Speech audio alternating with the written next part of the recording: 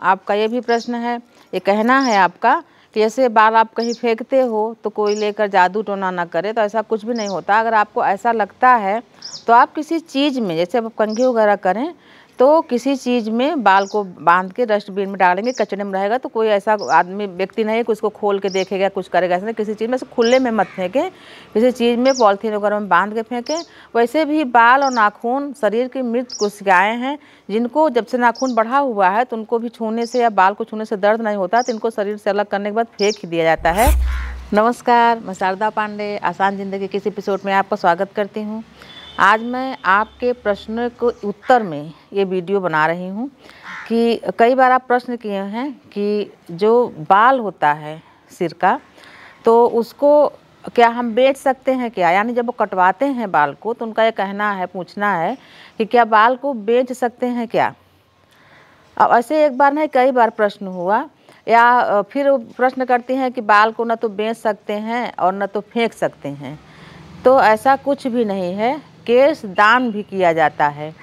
जैसे जहाँ हम जब झालर उतरवाते हैं तो उसको केश दान भी बोलते हैं, दान भी करते हैं। लेकिन अगर आपको आपके बाल की कीमत चाहिए, पैसे चाहिए आपको, तो आप बाल बेच भी सकती हैं, कोई मनाही नहीं है। रही बात फेंकने की कि बाल फेंकना भी नहीं चाहिए, तो सदियों से बाल फेंका ही जाता है।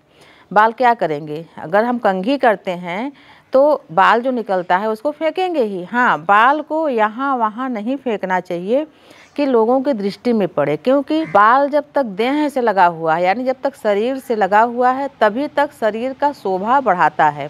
अगर बाल शरीर से अलग हुआ तो उसको अपवित्र, अशुद्ध माना जाता है। इसी प्रकार से बाल जब भी देह से, शरीर से अलग होता है तो अशुद्ध हो जाता है, उसका कोई शोभा नहीं रहता। जब तक शरीर पर है तभी तक शोभायमान रहता है, वो चाहे चेहरे का दाढ़ी हो या सिर का बाल हो।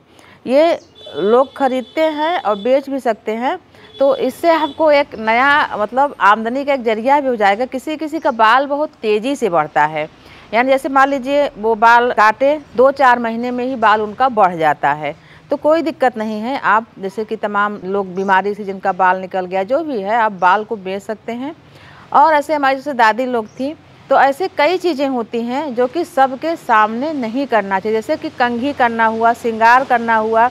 इसके पहले भी मैं वीडियो में बताई हूँ, ये सब एकांत में किया जाता है। ऐसे जगह कंघी करें जहाँ की उड़ के रसोई में या कहीं भी खाद्य पदार्थ में या पानी में बाल उड़ के न पड़े। बाल जहाँ कंघी करें वहाँ पर अच्छे से साफ कर दें। तो इन सब चीज़ों का ध्यान रखा जाता है। वैसे भी बाल और नाखून शरीर की मृत कोशिकाएँ हैं, जिनको जब से नाखून बढ़ा हुआ है तो उनको भी छूने से या बाल को छूने से दर्द नहीं होता, तो इनको शरीर से अलग करने के बाद फेंक ही दिया जाता है।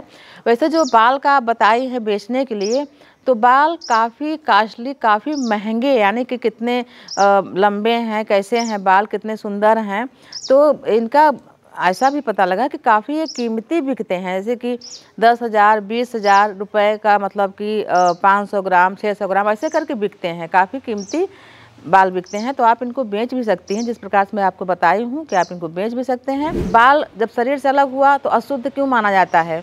खाना में पड़ जाता है तो खाना को खाया नहीं जाता, उसको फेंक दिया जाता है। जैसे हम लोग बचपन में हम लोग को खाना में पड़ता तो हम लोग खा लेते थे, लेकिन अब नहीं खाते हैं। मन मतलब जो जो बड़े होते हैं तो समझ आने लगता है। तो बाल को आप बेच सकती हैं और बाल को यथास्थान फेंक भी सकती हैं। उसी प्रकार से जब भी बाल आपको बेचना हो या काटना हो तो मंगलवार, गुरुवार, शनिवार को न तो बेचें और न तो काटें। और नाखून वगैरह भी यहाँ वहाँ नहीं फेंकना चाहिए, काट के किसी कागज़ में करके डस्टबिन में डाल देना चाहिए। इसी प्रकार से दांत कितने भी सुंदर हों, किसी भी कारण से अगर दांत टूट जाता है तो उसको सजा के संजो के नहीं रखा, उसको भी फेंका ही जाता है। तमाम ऐसी चीज़ें हैं शरीर की जो शरीर से अलग होने पर वो अशुद्ध और अशोभनीय हो जाती हैं, तो उसको फेंका ही जाता है। तमाम ऐसी चीज़ें हैं। जैसे बाल के बारे में आप विषय में पूछे हो तो मैं बोली वीडियो बना दूँ। ये समस्या कई लोगों का है, कई लोग हमसे पूछे, और इसी संदर्भ में कुछ ऐसी बातें भी बता देती हूँ जो कि आपका उपयोगी आएगा। ये जैसे कोई याचक होता है, कोई मांगने वाला होता है, तो हम कभी कभी क्या कर देते हैं कि अपना ही जूठा कोई भी वस्तु दे देते हैं कि चलो याचक ही तो है, मांगने वाला ही तो है। लेकिन मांगना उनकी मजबूरी है कि वो मांगते हैं। हो सकता है वो आपसे हमसे ज़्यादा पवित्र भोजन करते हों, पवित्र पानी पीते हों, पवित्र वस्त्र पहनते हों, और मांगना उनकी मजबूरी है। तो कभी भी अपना जूठा, भले ही क्यों न याचक हो, वो गंदा कपड़ा पहना हो, कुछ भी हो, अपना जूठा कोई भी वस्तु नहीं देना चाहिए। हम लोग बचपन से देखते सुनते आ रहे हैं कि हम लोगों से, जैसे कि हमारी दादी लोग हैं जो भी, तो एक बार मैं ऐसे बोली, इससे कुछ था, हम लोग लाई वही खा रहे थे, तो हम कहीं इसको दे आते हैं। दादी हमारी डांटी कि तू अपने आप को क्या समझती है, हमको मांगने वाला तो है, दे देते हैं। बोले नहीं, दूसरी जाति के थे तब भी वो बहुत ही शुद्ध से, सफाई से भगवान को भोग लगा कर खाते। कहें जो तुम दोगी वो तो खाएगा, पर वो भगवान को भोग लगा कर खाता है। तब हमको समझ आया कि किसी भी व्यक्ति को उनके जो काम कर रहे हैं, तो उनका ऐसा नहीं क्योंकि ये मजबूरी है तो हम कुछ भी उनको उठा के दे दें। तो कभी भी अपना जूठा कभी भी किसी याचक को नहीं देना चाहिए। उसी प्रकार से जो नव दंपत्ति हैं जिनका नया नया विवाह हुआ रहता है, तो उनको कभी भी कटा फटा बिस्तर इस्तेमाल नहीं करना चाहिए। कभी कभार क्या होता है कि प्रेस वगैरह रख दिए अगरबत्ती से, कभी भी तो जो बिस्तर है वो जल जाता है। मान लीजिए जैसे नई नई शादी हुई, जब तक बाल बच्चे न हो जाएं, एक नियम होता है हर चीज़ का, तब तक फटा कटा जला हुआ बिस्तर नहीं बिछाना चाहिए। जैसे मैं बोलती हूँ कि कितने भी कीमती आपके वस्त्र रहें, पूजा पाठ में जला हुआ कटा हुआ नहीं पहनना चाहिए। उसी प्रकार से नव दंपत्ति को नया बिस्तर यानी खटा फटा बिस्तर नहीं बिछाना चाहिए। मान लीजिए कभी कभी क्या हुआ, अगरबत्ती से जल गया या हम प्रेस रख दिए, चादर जल गई, तो उसको क्या करते हैं, कई जगह देखी हूँ, हमारे हाँ लोग कई लोग को देखी हूँ कि चादर जल गई है तो जला हुआ भाग जो है वो तकिए से ढक देते हैं, बोलते हैं बहुत सुंदर चादर है तो इसको हम बिछाएंगे। तो नव दंपत्तियों को कटा फटा या जला हुआ वस्त्र न बिछाना चाहिए, न ओढ़ना चाहिए। इससे क्या होता है, पति पत्नी में मनमुटाव, झगड़ा, लड़ाई और धन की हानि होती रहती है। संतान की प्राप्ति भी अति विलंब से होती है। इसलिए आपको बता रही हूँ, ऐसी कुछ चीज़ें बता रही हूँ। जो ये बाल काटने फेंकने वाला है, सब नए लोग ही पूछ रहे हैं, पुराने लोग सब जानते हैं। तो नए लोगों को ये सब चीज़ें भी जाननी चाहिए। जैसे मैं आपको खाना के बारे में बताई हूँ, तो खाना यानी कि खुद के खाया हुआ थाली का बोली हूँ कि नहीं देना चाहिए। बाकी बचा हुआ खाना, जैसे कि खाना आप बनाए हो, बचा हुआ है, फ्रिज में रखे हो या यहाँ वहाँ रखा है, खाना साफ़ है तो उसको आप दे सकते हो। ज़रूरतमंद को खाना बिल्कुल दे सकते हो। तो इसी प्रकार से मैं आपको बता रही हूँ कि आपको क्या क्या करना चाहिए, क्या क्या नहीं करना चाहिए। उसी प्रकार से जैसे घर में जब कोई जीव जानवर हम पालते हैं, जैसे कुत्ता और बिल्ली, तो इनके भी बहुतायत बाल घर में गिरते रहते हैं। हमारे यहाँ भी कुत्ता है, गिरते रहते हैं। तो ऐसे जो कमरे हैं, जैसे रसोई का कमरा हुआ और विशेषकर पूजा का कमरा हुआ और भंडार गृह हुआ, इन सब जगहों में उन जीवों को जाना निषिद्ध कर दें, यानी कि वहाँ वो जीव न जा पाएँ। तो उनका बाल भगवान के कमरा में, रसोई में या भंडार गृह में न गिरे। बाकी कमरों में गिरता है तो झाड़ू उड़ू लगा के साफ़ किया जा सकता है, लेकिन वहाँ गिरे ही न। इनके भी बाल जो गिरते हैं तो अच्छे नहीं माने जाते। वैसे तो इन जीवों को एक अलग ही जगह रखना चाहिए, फिर भी आजकल तो पूरे घर में घूमते रहते हैं, यहाँ तक कि बिस्तर में जैसे बिल्ली या कुत्ता है तो लेटते सोते रहते हैं।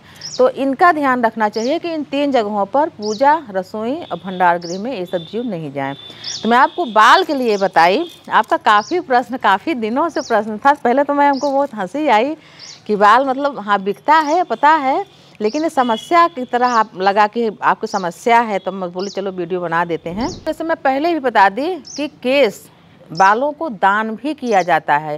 जैसे तमाम में कर्क रोग वगैरह जो होते हैं, उनसे उनका बाल जब हट जाता है तो इनको भी बाल को दान कर सकते हैं। केस दान भी किया जाता है। जैसे कि तमाम औरतें भी मांगते हैं कि ये मेरी मनौती पूरी हो जाएगी तो मैं यहाँ धर्म स्थान में जाके बाल को दान कर देंगे। जब आप लंबे बाल को कटवाते हैं तो वो लोग भी बेच ही देते हैं, ये उनका धंधा ही रहता है। तो दान भी कर सकते हैं बाल को। तो ऐसी कई चीज़ें हैं। जब ऐसे आप बाल के लिए पूछी तो मैं इसमें ये भी बता दी कि हाँ इन चीज़ों को नहीं करना चाहिए। जैसे तमाम चीज़ें कि फूल को सूंघ के भगवान को नहीं चढ़ाना चाहिए, भगवान को चढ़ाने जाना वाला चीज़ को सूंघना नहीं चाहिए। अपने आसान ज़िंदगी की वीडियो में मैं बहुत ही उपयोगी चीज़ें बताई हूँ जो कि हमारे खुद की जानकारी है, हमारे घर वालों की जानकारी है। जैसे कि सुहागिन औरतें क्या शेयर न करें। अब ये किसी किताब में नहीं है, लेकिन ये जानते जानते, सुनते सुनते, दादी लोगों से, माँ लोगों से सुनते सुनते, जानते जानते कि हाँ ये चीज़ें नहीं देना चाहिए। अब वो लोग बाग किताब में ढूंढेंगे तो थोड़ी मिलेगा, लेकिन ये सब कॉपी भी हो जाता है हमारे चैनल का, तुरंत कॉपी भी लोग कर लेते हैं। उसी प्रकार से जैसे अब आप ये सब चीज़ें, बाल फेंकना, ये सब बता रहे हैं तो भी बता दूँ। उसी प्रकार से रसोई में कभी भी टूटा फूटा बर्तन नहीं होना चाहिए, वो कितना भी सुंदर रहे। टूटा फूटा बर्तन बिल्कुल नहीं होना चाहिए। इससे क्या होता है कि घर में विघ्न बाधाएं उत्पन्न होने लगती हैं। तो मैं आपको बताई हूँ। इसी तरह के जब आप सवाल करते हो तो उसके जवाब में हमको वीडियो इसलिए बनाना पड़ता है कि कई सवाल आते हैं। जो वीडियो मैं लाइव करती हूँ उसमें आपका बहुत सारा सवाल आता है, बहुत सारे सवाल रहते हैं, तो उसका मैं जवाब नहीं दे पाती हूँ। तो हो सकता है आप लोग को अच्छा ना लगता हो कि हमारा जवाब नहीं दिए, तो मैं रोज़ जवाब जो देती हूँ उसमें आपको जवाब दे देती हूँ, तो आपको ये भी बुरा नहीं लगना चाहिए। तो ऐसे ही आप प्रश्न करोगे तो इसी तरीके के आगे भी वीडियो आपको बना के देती रहूँगी। आप हमारे साथ बने रहें, देखते रहें आसान ज़िंदगी। तब तक के लिए नमस्कार।